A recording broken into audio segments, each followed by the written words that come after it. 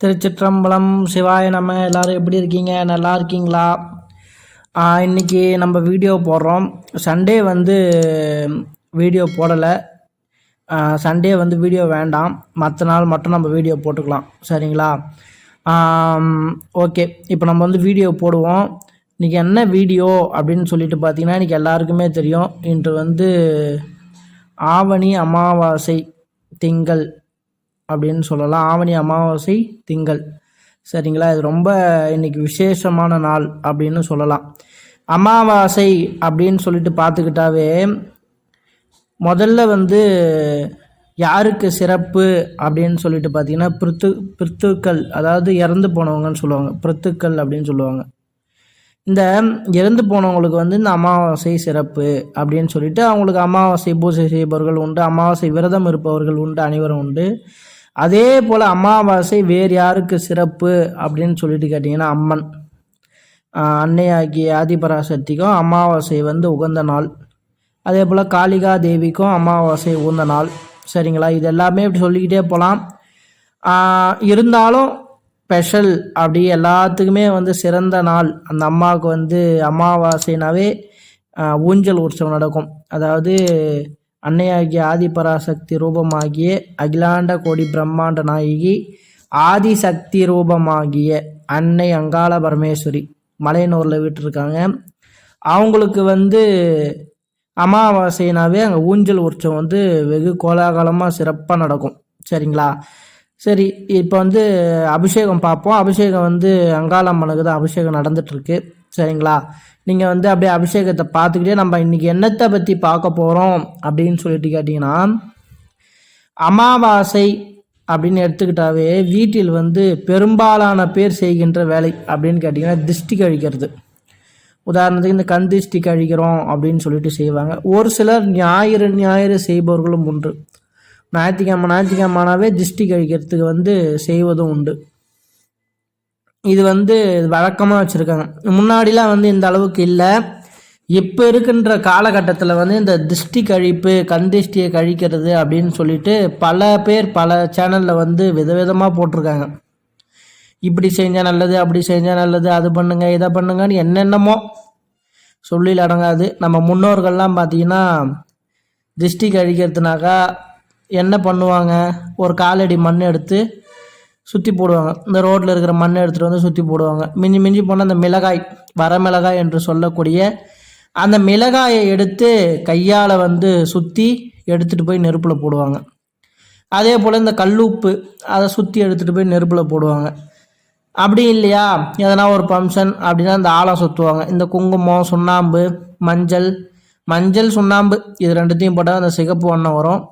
அதை வைத்து ஒரு வெத்தலை வைத்து கற்பூரம் ஏற்றி திருஷ்டி சுற்றி எடுத்துகிட்டு போய் ஊற்றுவாங்க. இதுதான் நம்ம முன்னோர்கள் பயன்படுத்திய ஒரு கலாச்சாரம். திருஷ்டி கழிக்கிறதுக்குனாவே இதுதான். சரிங்களா? இப்போ இருக்கிற காலகட்டம் அப்படின்னு சொல்லிட்டு பார்த்தீங்கன்னா எக்கச்சக்கமான திருஷ்டி கழிக்கும் முறை இந்த யூடியூப் சேனலில் சொல்கிறாங்க. அது நமக்கு தவறுன்னு தெரியாமவே நம்ம பல விஷயங்களை செஞ்சிட்ருக்கோம். என்னப்பா இப்படி சொல்கிறேன், நாங்கள் இவ்வளோ நாள் எல்லாம் செஞ்சிட்ருக்கோம், நிறைய பேர் சொல்லி தான் செய்கிறோம், நீ எல்லாமே தவறுன்னு சொல்கிறியே அப்படின்னு சொல்லிட்டு கேட்குறேனாக்கா, நான் அதுக்கான விளக்கங்களும் உங்களுக்கு கொடுக்குறேன். அந்த விளக்கங்கள் சரியானதாக இருந்தால் நீங்கள் அதை நிறுத்துங்க. இல்லை பரவாயில்ல, அதெல்லாம் ஒன்றும் பிரச்சனை இல்லை அப்படின்னு சொல்லிட்டு, இது நான் எனக்கு இருக்கின்ற கருத்து தான். இது உங்களுக்கு சரியாக இருந்தால் ஏற்றுக்குங்க, தவறாக இருந்தால் விட்டுருங்க. சரிங்களா? சரி, இப்போ நம்ம எது வீடியோக்குள்ளே போவோம். சரிங்களா? முதல்ல பெரும்பாலான பேர் வீட்டில் செய்கின்ற தவறு அப்படின்னு சொல்லிட்டு கேட்டுக்கிட்டிங்கன்னா, இந்த எலுமிச்சம்பழத்தை என்ன பண்ணுவாங்கன்னா, அதை ரெண்டாக அரிஞ்சு ரெண்டு பக்கமும் அதில் சிகப்பை தடவி ரெண்டு நிலப்படியிலையும் வைக்கிறது. இது பெரும் தவறு. உதாரணத்துக்கு ஒரு சிலர் என்ன பண்ணுவாங்க, ஒரு பக்கம் மஞ்சள் ஒரு பக்கம் சிகப்பு தடவி ரெண்டு பக்கம் வைப்பாங்க. இது ஒன்று செய்வாங்க. இரண்டாவது பார்த்தீங்கன்னா, எலுமிச்சம்பழத்தை நாளாக கிழிச்சு நடுவில் கற்பூரத்தை வச்சு சுற்றி எடுத்துகிட்டு போய் ரோட்டில் பிழிஞ்சு விடுறது, கற்பூரத்தை கீழே போட்டு. இதை ஒன்று செய்வாங்க எலுமிச்சம்பழத்தில். இந்த ரெண்டுமே பார்த்தீங்கன்னா தவறு அப்படின்னு சொல்லிட்டு சொல்லலாம். ஏன் தவறுன்னு சொல்கிறீங்க அப்படின்னு சொல்லிட்டு உங்களுக்கு ஒரு டவுட் இருக்கும்ல. அதாவது பலி அப்படின்னு சொல்லிட்டு பார்த்தீங்கன்னா வந்து அசைவ பலி சைவ பலின்னு 2 இருக்குது. அசைவ பலி அப்படின்னு சொல்லிட்டு பார்த்தீங்கன்னா சேவல், செஞ்சேவல்ன்ற அந்த சேவல், ஆடு, முப்பூசை போடுறவங்களுக்கு தெரியும், ஆடு, அப்புறம் எருமை மாடும் பலி கொடுப்பது உண்டு, அப்புறம் பன்றி, இதே போலதெல்லாம் வந்து நம்ம அசைவ பலி அப்படின்னு சொல்லிட்டு சொல்லுவோம். சரிங்களா? அதுவே வந்து சைவ பலி அப்படின்னு சொல்லிட்டு பார்த்தீங்கன்னா எலுமிச்சம்பழம், பெரும்பாலான பேர் அதான் எலுமிச்சம்பழம், பிறகு பார்த்தீங்கன்னா ஓமத்தங்காய், ஓமத்தங்காய்னா தெரியும் உங்களுக்கு, அந்த சீப்பு மாதிரி இருக்கும் அது, அப்புறம் கும்முட்டிக்காய் அப்படின்னு சொல்லக்கூடிய இது, அப்புறம் பூசணிக்காய் அப்படின்னு சொல்லுவோம். இந்த 4-5 பொருளுமே வந்து சைவ பலி அப்படின்னு சொல்லிட்டு சொல்லுவோம் நம்ம. சரிங்களா? இந்த 4 பொருளுமே வந்து நம்ம சைவ பலி அப்படின்னு சொல்கிறோம். ஏன் அப்படி சொல்கிறோம் அப்படின்னு கேட்டுக்கிட்டிங்கன்னா, இப்போ எலுமிச்சம்பழம் அப்படின்னு எடுத்துக்கிட்டிங்கனாக்கா, சைவ பலியில் ஒரு எலுமிச்சம்பழத்தை பலி கொடுத்தா ஒரு சேவலை பலி கொடுத்ததுக்கு சமம். சரிங்களா? அடுத்தபடியாக ஒரு ஊமத்தங்காய் அப்படின்னு சொல்லக்கூடிய ஒரு காயை வந்து பலி கொடுத்தாக்கா ஒரு ஆட்டை பலி கொடுத்ததுக்கான ஒரு சமம்.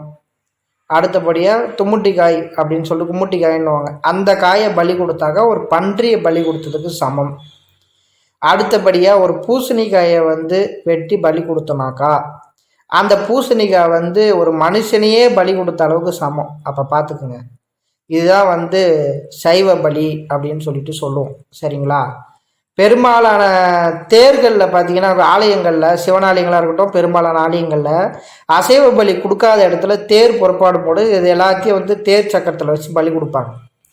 இது வந்து சைவ பலின்னு சொல்லுவோம். இப்போ நீங்கள் எல்லாருக்கும் உங்களுக்கு ஒரு டவுட் வரும், சரி நீங்கள் சொல்கிறதெல்லாம் சரிதான், அப்போ நாங்கள் வீட்டில் சமைக்கும் போது இதெல்லாம் கவனிக்கணுமா அப்படின்னு சொல்லிட்டு கேட்டிங்கன்னா அது இல்லை. நம்ம பூஜை, நம்ம ஒரு எலுமிச்சம்பழத்தை அரிஞ்சு நம்ம ஒரு ஜூஸ் போட்டு குடிக்கிறோன்னா அது வேறு, நம்ம உணவு பயன்பாட்டிற்காக பயன்படுத்துகிறோம்.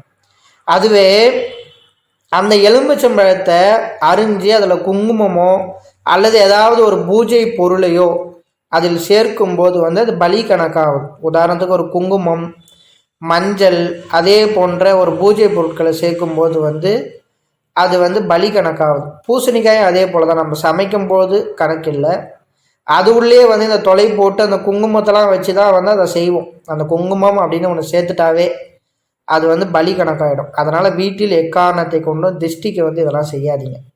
அப்போ நம்ம என்ன தான் பண்ணணும் அப்படின்னு சொல்லிட்டு கேட்டிங்கன்னா, கண் திருஷ்டி நீங்குவதற்கு வீட்டில் சாம்பிராணி போடுங்க. சாம்பிராணி போட்டிங்கனாவே எப்பேற்பட்ட திருஷ்டியாக இருந்தாலும் அது காணாமல் போகும். சாம்பிராணியில் நீங்கள் என்ன சேர்க்கலான்னா குங்குலியம், நாட்டு மருந்து கடையில் கேட்டால் கொடுப்பாங்க, குங்குலியம், வெண்கடுகு, இந்த குங்குலியமும் வெண்கடுகையும் சாம்பிராணியில் சேர்த்து வீடு முழுக்க போடுங்க. அப்படி போட்டிங்கனாக்கா எப்பேற்பட்ட கண் திருஷ்டியும் விலகும். பிறகு வீட்டுக்கு வெளியில் மஞ்சள் தெளிக்கும் போது கூட கொஞ்சம் கல் உப்பையும் சேர்த்து கரைச்சி வீட்டுக்கு வெளியில் தெளிங்க. அப்படி தெளிக்கும் போது நம்ம வீட்டுக்குள்ளே வரவங்க வந்து வேறு ஏதாவது ஒரு நெகட்டிவ் வைப்ரேஷனோடு உள்ளே வந்தாலும் அதை மாற்றக்கூடிய அளவிற்கு அதுக்கு பவர் உண்டு. அதே போல் இந்த கண்ணாடி குடுவை, கண்ணாடி குவளையாக இருக்கட்டும், குடுவையாக இருக்கட்டும், டம்ளராக இருக்கட்டும், அதில் தண்ணீர் ஊற்றி எலுமிச்சம்பழம் போட்டு வைப்பாங்க. அதை செய்யலாம், அது தவறு இல்லை. ஏன்னா மற்றவங்களுடைய பார்வை வந்து அது வந்து வசீகரிக்கும். பிறகு வந்து நம்ம முன்னோர்கள் பயன்படுத்தி இந்த ஆலம் சுற்றி போடலாம். ஆலம்னா வந்து இந்த சுண்ணாம்பு, மஞ்சத்தூள், தண்ணீர், இது 3த்தையும் கலந்து மேலே ஒரு இலையை வைத்து 3 வகையான மலர்களை சேர்த்து கற்பூரம் வைத்து சுற்றி தெருவில் ஊற்றலாம். இதை செய்யலாம். பிறகு பார்த்திங்கன்னா இந்த வரமிளகாவை சுற்றி நெருப்பில் போடலாம். இதே போல் வந்து பயன்படுத்தி நம்ம இந்த பலியை கொடுங்க. பெரும்பாலான பேர் வந்து இந்த தவறை செய்கிறீங்க. இதை செய்யாமல் நம்ம இந்த கந்திஷ்டி நீங்குவதற்கு செய்யுங்க. அமாவாசைனாவே ரோடு ஃபுல்லாக பூசணிக்காய் உடைக்கிறது, எதனா வண்டி வந்தனாக்கா அது மேலே ஏறி நின்று அவனுக்கு எதனா ஒன்று ஆகும்.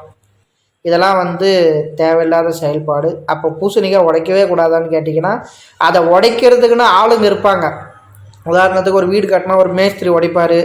அப்படிலாம் ரொம்ப அந்த ஊர்லேயே ஒரு முதிய ஒரு வயசானவர் எதனா ஒருத்தர் இந்த பூசணிக்காய் உடைக்கிறதுக்குனே வருவாங்க. அந்த மாதிரி வரவங்க கிட்ட கொடுத்து அந்த பூசணிக்காய் உடைக்க சொல்லலாம். ஏன்னா வந்து அவங்க அதையே வந்து ஒரு செயல்பாடாக செய்கிறாங்க. எலும்புச்சம்பழத்தை வந்து இந்த திருநங்கை தெய்வங்கள் அப்படின்னு சொல்லலாம். அந்த திருநங்கை தெய்வங்கள் கிட்ட கொடுத்து அவங்கள சுற்றி போட சொல்லுங்கள். நீங்களாக வந்து எதையும் செய்யாதீங்க. இதை தான் வந்து சொல்ல வந்தேன். அம்பாளுக்கு அபிஷேகம் முடிந்தது, அலங்காரமும் ஒரு பூர்த்தி ஆகிடுது. இன்னும் மலர் மட்டும் சாத்தணும். சாத்திட்டு உங்களுக்கு வீடியோ வந்து ஈவினிங் போடுறேன். அனைவரும் சேனலுக்கு சப்போர்ட் பண்ணுங்கள். நன்றி, வணக்கம். சப்ஸ்கிரைப் பண்ணுங்கள், ஷேர் பண்ணுங்கள். நன்றி, வணக்கம்.